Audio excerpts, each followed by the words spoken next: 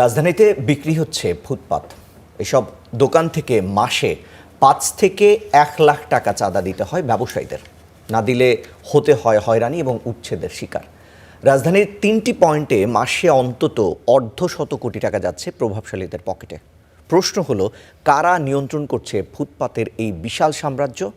জাকির হোসেন এবং কাজী জুয়েলের ক্যামেরায় আরও জানাচ্ছেন সোহেল রানা।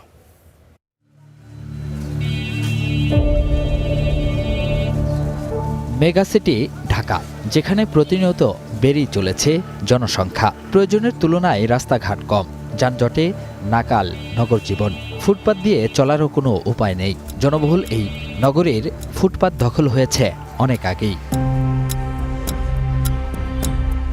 রাজধানীর এই ফুটপাত ঘিরেই কোটি টাকার বাণিজ্য। কিন্তু কারা নিয়ন্ত্রণ করছে চাঁদাবাজির এই বিশাল সাম্রাজ্য জানিয়ে অনুসন্ধানে নামে স্টার নিউজ। এই যেমন মাসুম নামের এই ব্যক্তি বাণিজ্যিক এলাকা মতিঝিল আইডিয়াল কলেজের ফুটপাত থেকে টাকা তুলছেন, যেন হালখাতার দোকান খুলে বসেছেন। বাস্তবে কড়াই গন্ডায় বুঝে নিচ্ছেন চাঁদার টাকা। খানিক পর আরও একজনের চাঁদা তোলার দৃশ্য ধরা পড়ে স্টার নিউজের গোপন ক্যামেরায়। দিনে দোকান প্রতি ২০০ টাকা করে চাঁদা তুলছেন শাহজালাল সরকার নামের এই ব্যক্তি।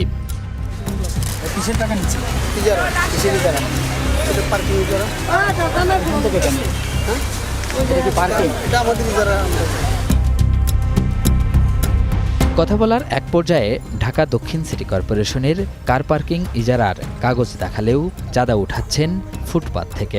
শুক্রবারে ৪ ফিটের এসব চৌকির দোকান থেকে চাঁদা উঠানো হয় ৫০০ টাকা। ফুটপাত তো আর টেন্ডার দেন, ফুটপাতকে বিক্রি করে। ফুটপাত বিক্রি করেন, ওই টেন্ডার, ওই একটা টেন্ডার হয়, ওইটার কারণে একটা ছিল আরেকটা চলে। তথ্য বলছে, এই শাহজালাল মতিঝিল এলাকার প্রভাবশালী রাজনৈতিক নেতার আশ্রয়ে চাঁদাবাজি করছেন ফুটপাত থেকে। ব্যবসায়ীরা জিম্মি হলেও নজরদারি নেই সিটি কর্পোরেশনের। আমাদের কাছে তো নিলে তো আমরা না করতে পারবো না, বুঝলেন না? প্রতিদিন নয় ২০০। দু একজনের নাম বলতে গেলে তো আমি এদেরকে শত্রু, এদের বলতে গেলে বিপদ আছে আমাদের। নিউ মার্কেট এলাকা রাজধানীর অন্যতম বাণিজ্যিক কেন্দ্র।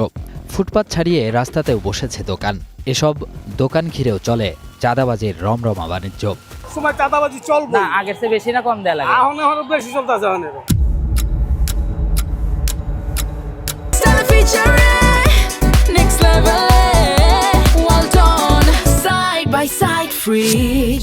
চাঁদাবাজি এখানে হবেই, ওটা কেউ ঠেকাচ্ছে। চাঁদাবাজি এটা শুধু এই সরকার না, যে সরকারই আছে বাংলাদেশে। ভাড়া কত দিতে হয়? ১,০০০। একজন নেয় ৮০০, আরেকজন নেয় ১২০০, ৫০০, আরেকজন চাঁদা দেন এমন অর্ধশত দোকানের সাথে কথা হয় স্টার নিউজের, যাদের অধিকাংশই ভয়ে মুখ খোলেননি। অনেক চেষ্টার পর পরিচয় গোপন রাখার শর্তে দুইজনের সাথে কথা হয়। একটা হচ্ছে আপনার জাহাঙ্গীর পাটোয়ারি গ্রুপ, আমাদের সাথে আলমগীর জড়িত আছে, শুক্র জড়িত আছে, আরো 3টা গ্রুপ আছে। একটা হচ্ছে সঞ্চল গ্রুপ। সঞ্চলের ভাইয়ের নাম দিয়ে কোনো সময় সাদাত আসে, কোনো সময় আলামিন আসে, তার নাম দিয়ে এসে টাকা নিয়ে যায়। মিজান গ্রুপও তারা হচ্ছে একটা সাইড করে, তারাও একটা গ্রুপের সাথে জড়িত। আর আরেকটা গ্রুপ হচ্ছে গিয়ে আন্ডারগ্রাউন্ডের সাথে জড়িত। ধরেন আমার বিডিতে ধরেন আমার 2 লাখ নিচ্ছে অ্যাডভান্স, আর আমি ভাড়া দিই মাসে ধরেন 30,000। ডিজাইনটার ওখানে কোনো বেটে নেই, চঞ্চলতে আসছে, আরো যারা আছে সবাই আসছে, খারাপ না। ওনারা রাজনৈতিক সংগঠনের লোক, ওনারা থাকবে। ভুক্তভোগী ও ব্যবসায়ীদের দেয়া তথ্য মতে নিউ মার্কেট এলাকায় 4টি গ্রুপের নামে চাঁদা ওঠানোর অভিযোগ। তারা হলেন নিউ মার্কেট থানা যুবদলের সভাপতি মিজান ব্যাপারী, সাধারণ সম্পাদক KM চঞ্চল, থানা বিএনপির সাবেক সাধারণ সম্পাদক জাহাঙ্গীর হোসেন পাটোয়ারি এবং আন্ডারওয়ার্ল্ডের একটি গ্রুপ। যাদের বিরুদ্ধে অভিযোগ, তাদের সাথে কথা বলে স্টার নিউজ। বিভিন্ন গ্রুপিংয়ের কারণে একজনের দোষ আরেকজনের কাঁধে চাপিয়ে দেয়া এটা নতুন না। রাজনৈতিক কনস্পিরেসির মাধ্যমে হয়তোবা আমার নাম সম্পৃক্ততা করেছে। একদম মিথ্যে এবং বানোয়াট। 10টি টাকাও নিউ মার্কেট তখন এখন বিচ্ছিন্নভাবে যদি ধরেন কেউ উঠায়, কেউ যদি আমার নাম ভাঙ্গিয়া কোথাও কোনো টাকা পয়সা বা হুমকি দুমকি কাউকে দিয়া থাকে, আমি বলবো ওই লোককে আপনারা বাইন্দা রাখবেন, অথবা সাথে সাথে পুলিশ খবর দিয়ে পুলিশে দিয়ে দিবেন। তথ্য বলছে নিউ মার্কেট, গুলিস্তান ও মতিঝিল এলাকায় ফুটপাতে দোকান সংখ্যা আনুমানিক ৩০,০০০।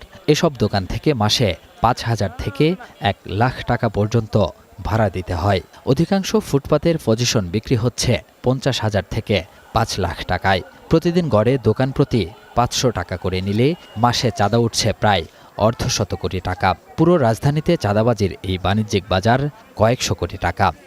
লাইনম্যানদেরকে সহযোগিতা করে বসেরা। বস কারা? যখন যে দল ক্ষমতায় থাকে ওই দলের খারাপ প্রতিভয় লোকেরা। সরকার বদল হয়, চাঁদাবাজের বদল হয়, কিন্তু চাঁদাবাজি বন্ধ হয় না। বছর পর বছর ধরে চাঁদাবাজির এমন ঘটনায় পুলিশের ভূমিকা নিয়েও রয়েছে প্রশ্ন। একেবারে জিরো টলারেন্স, যে কোনো ধরনের অভিযোগ পেলে সাথে সাথেই আমরা প্রয়োজনীয় ব্যবস্থা গ্রহণ করবো। এক্ষেত্রে কোনো দল বা মত বা কোনো গোষ্ঠী এগুলো আমরা বিবেচনা করব না। ফুটপাত দখল আর চাঁদাবাজির অভিযোগে যখন বাড়ছে জনভোগান্তি, তখন কার্যকর পদক্ষেপ সময়ের দাবি। Sohel Rana, star news, Dhaka.